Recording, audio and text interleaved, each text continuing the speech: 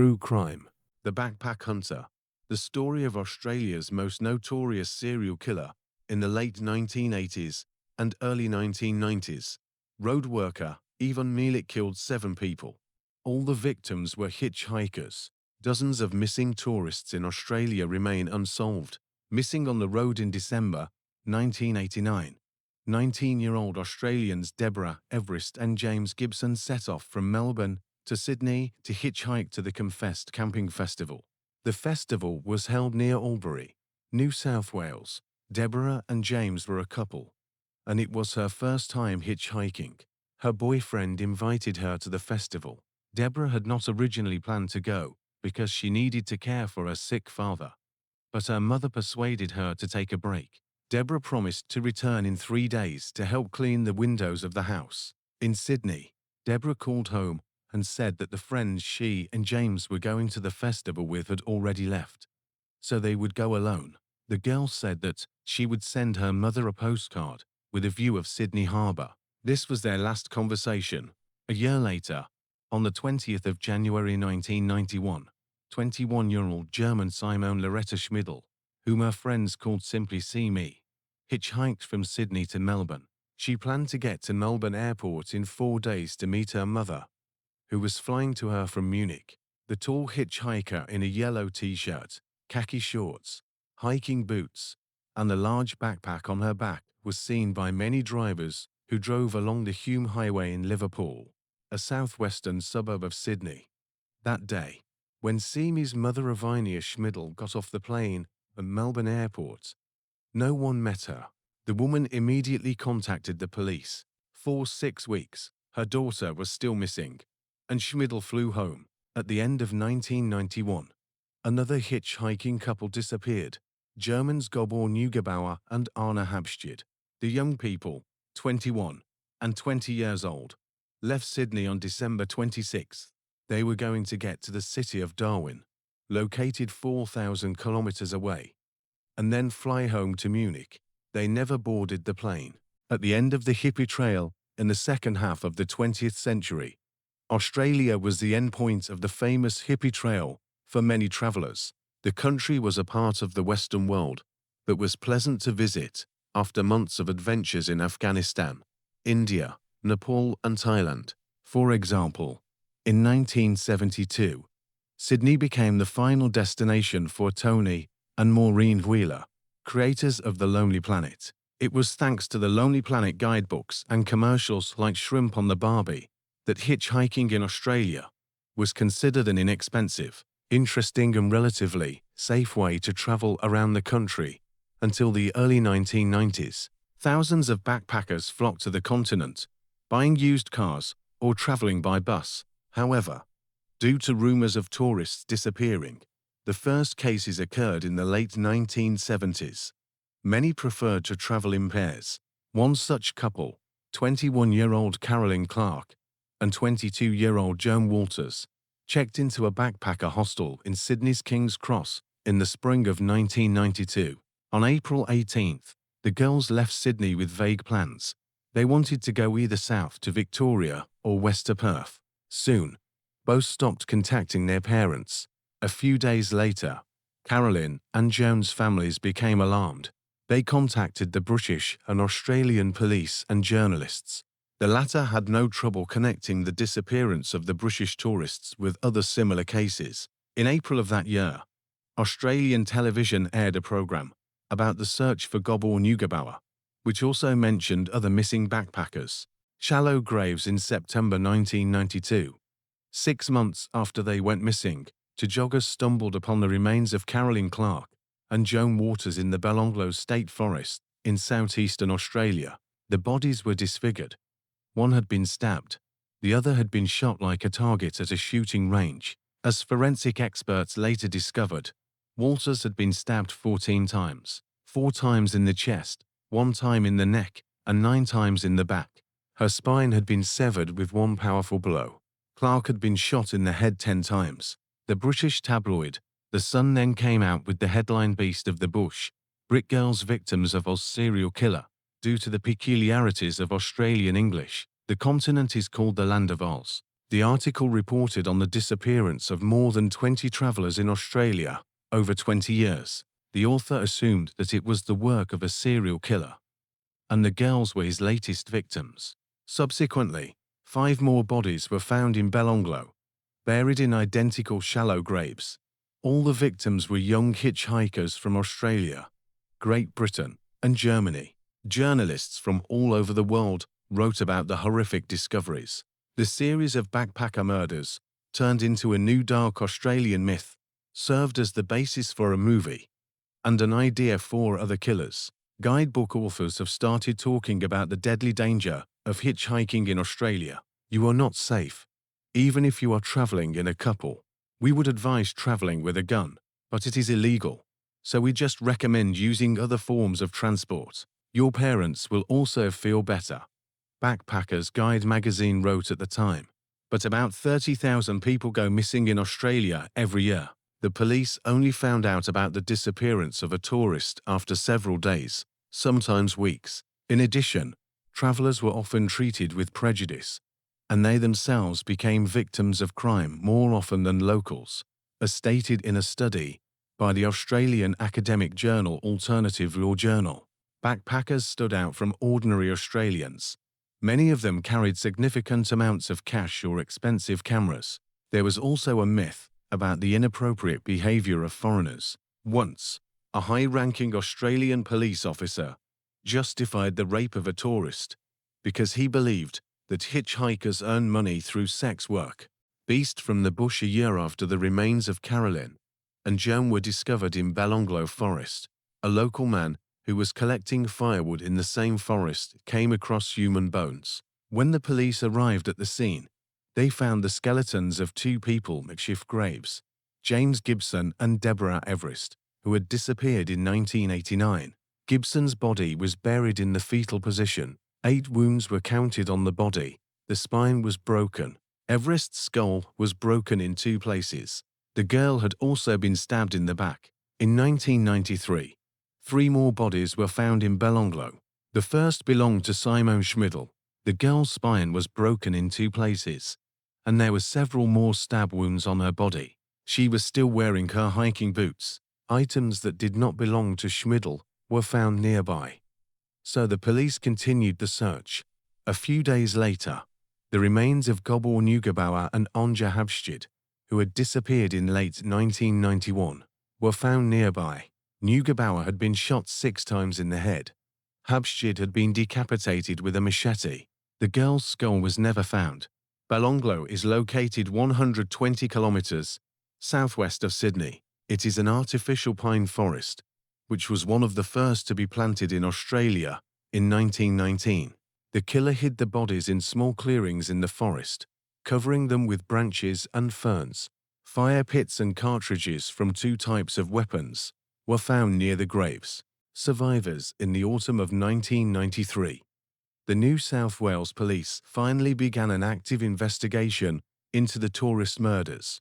The investigation team included more than 20 people, and the New South Wales authorities promised a reward of 200,000 Australian dollars, $140,000 for any information about the perpetrator. In early November, a woman called the police hotline and told how in 1977, she and her friend were attempted to be raped by a driver who picked them up on their way from Sydney to Canberra. A 30-year-old man with black hair attacked the girls a few kilometers from the Belonglo forest. That same day, the caller's friend contacted the police, and her story was no different. A week later, Canberra resident Joan Berry contacted the police. She said that in January 1990, she picked up a young tourist on the Hume Highway who was running from an armed man. There was an SUV parked on the side of the road. It was 3 weeks after Deborah Everest and James Gibson had disappeared. 2 days later, the police received a call from the same tourist, a Briton named Paul Onions. In 1990, he was traveling around Australia after serving in the Royal Navy. Australia seemed like the last place on Earth where you could still find adventure. Onions later recalled, on the Australia Day holiday weekend, which is celebrated on January 26, Onions was hitchhiking from Sydney to Mildura, more than 1,000 kilometers to the west, to help pick fruit. The Briton was given a lift by a dark-haired man with a mustache like the famous Australian cricketer Dennis Lillee. The driver introduced himself as Bill. The trip was initially uneventful, but along the way, Bill clearly began to get nervous. He kept checking his rearview mirror, making racist comments about Asian migrants and asking Onions strange questions. Did anyone know where he was going? Was there someone waiting for him in Mildura? Had he had any special training in the service? On the way to Belonglo Forest, Bill stopped on the side of the highway, supposedly to change the tape in the radio. Instead of a tape, he pulled a gun and a roll of rope from under the seat and told Onions that this was a robbery. The sight of the rope scared the Briton more than the gun. I realized that, if he tied me up, he could do whatever he wanted to me. Onions later told the Australian program 60 Minutes. The guy jumped out of the car and ran. His backpack with money and documents was left in the car. Bill opened fire on Onions. The fugitive had to practically jump under the wheels of an oncoming car driven by Barry. The woman picked up Onions and took him to the nearest police station in the city of Burrell. There, both gave statements about what happened. At that time, however, no one had yet sounded the alarm about the mass disappearance of tourists. The police told Onions that they were unlikely to find the attacker. 2 weeks after Onions' call, a resident of the Sydney suburb of Eagle Vale contacted the police and told them about a strange neighbour who drove an SUV, kept several guns with him, and liked to shoot. The neighbour turned out to be road worker Ivan Milat, the Belonglo hunter. In February 1994, police put Milat's Eagle Vale home under surveillance. It turned out that he had sold his silver Nissan patrol SUV, similar to the car Onions described, after news of the discovery of Clark and Walter's bodies. Investigators also noted that Milat had days off on the days the tourists disappeared. Male acquaintances told police of his obsession with weapons. Milat's brother was named Bill, which is the name the attacker gave Onions. In early May 1994, Onions flew to Australia to identify his attacker. The Briton was shown photographs of 4 people. He recognized Ivan Milat in one of them. Ivan Robert Marker Milat was born on December 27, 1945. He was the 5th of 14 children of a dock worker who moved to Australia from Croatia after the First World War. Milat's father later founded a tomato plantation in Moorebank, a western suburb of Sydney, and hired his sons to work there. As a child, Ivan did not stand out among his brothers and sisters, but as they grew older, the children broke free from the control of their strict and withdrawn parents. The teenagers were hooligans and engaged in petty theft. Over time, this escalated into robbery and burglary. 7 out of 10 Milat brothers had problems with the law. The police knew the family well. According to Boris Milat, Ivan's older brother, the latter's craving for violence manifested itself already at the age of 12 to 14. He wanted to kill someone. It was in his nature. He was a psychopath. He said he was capable of anything.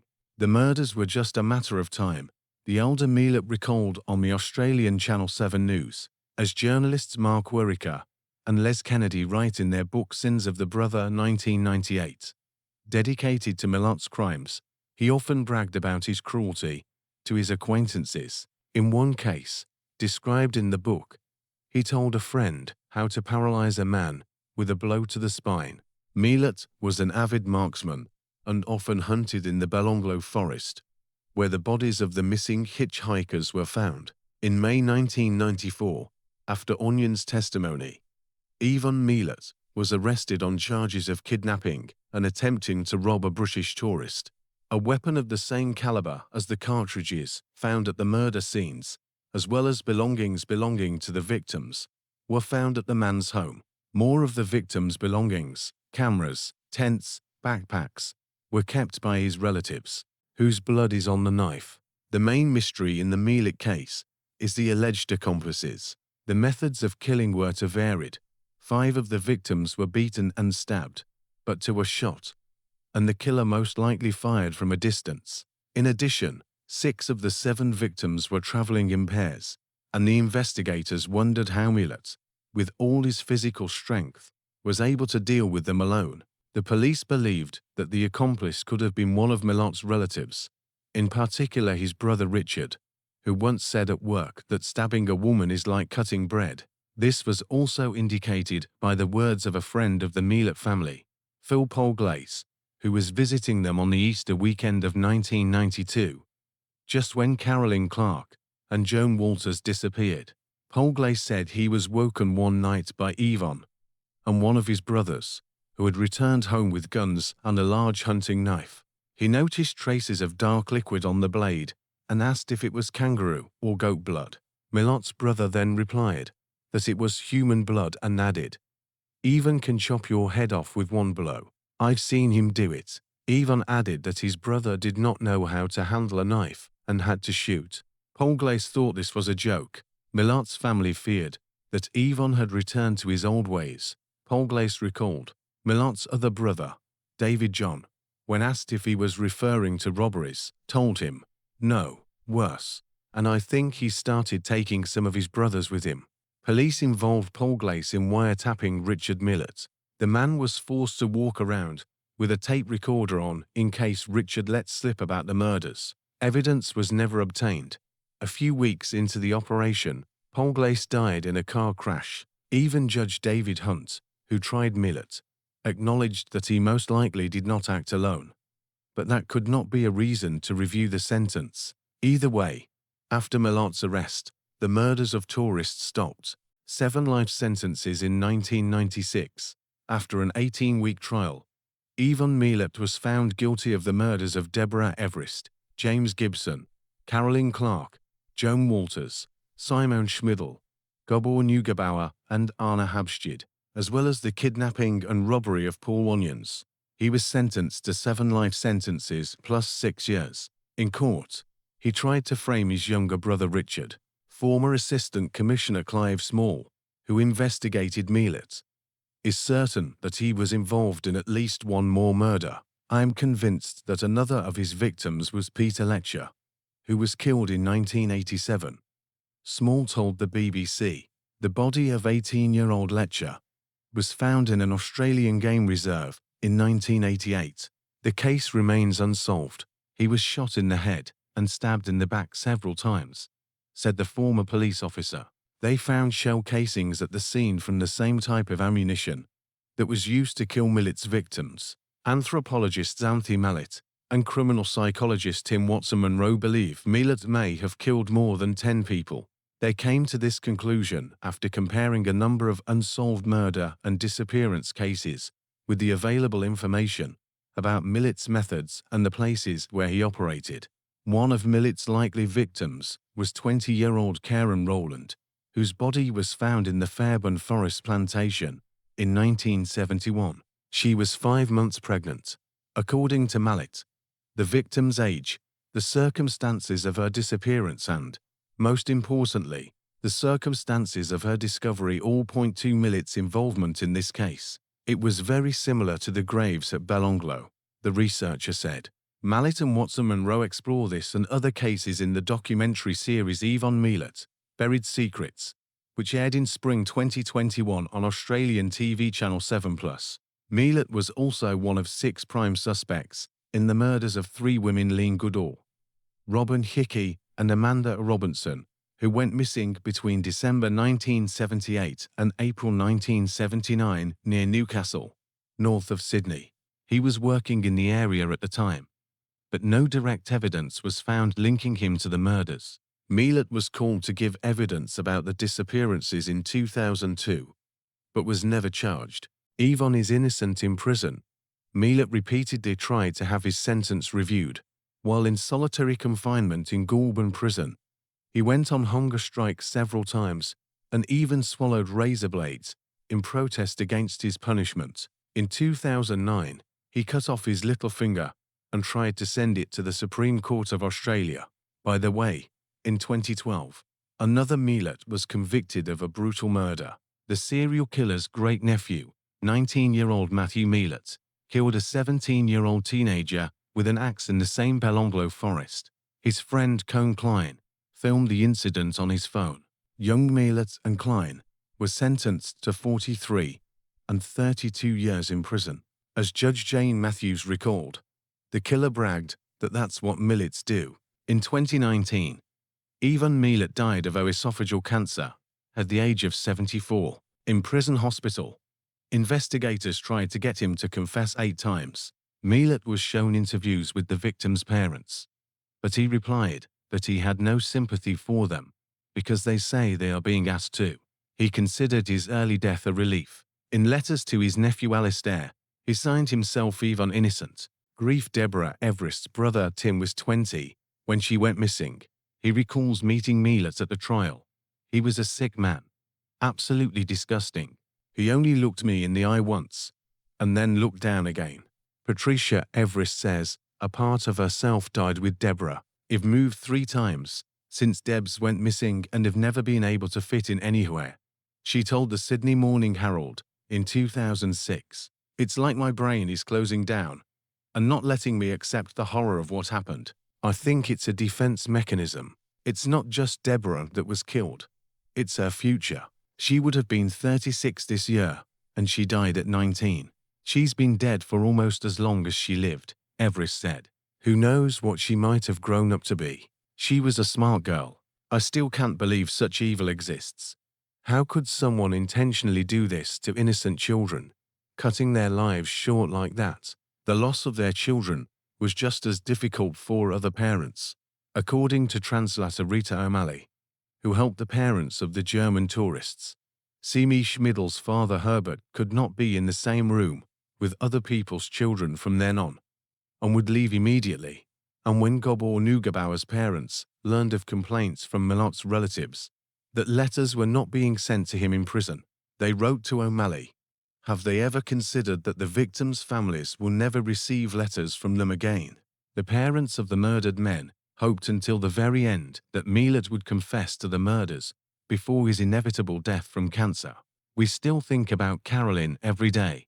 The girl's father Ian Clark admitted to the Australian Associated Press in October 2019. But that doesn't mean we have to think about Milat. But if he had confessed, it would have made things easier for many of us. This never happened. At the entrance to Belonglo Forest, there is a road sign with the words "Welcome to Belonglo State Forest and please be careful," probably because of the murders that took place here. The sign with the second inscription is often stolen, but the authorities of the state of New South Wales constantly put up a new one. In the depths of the forest, there is a monument to the murdered tourists.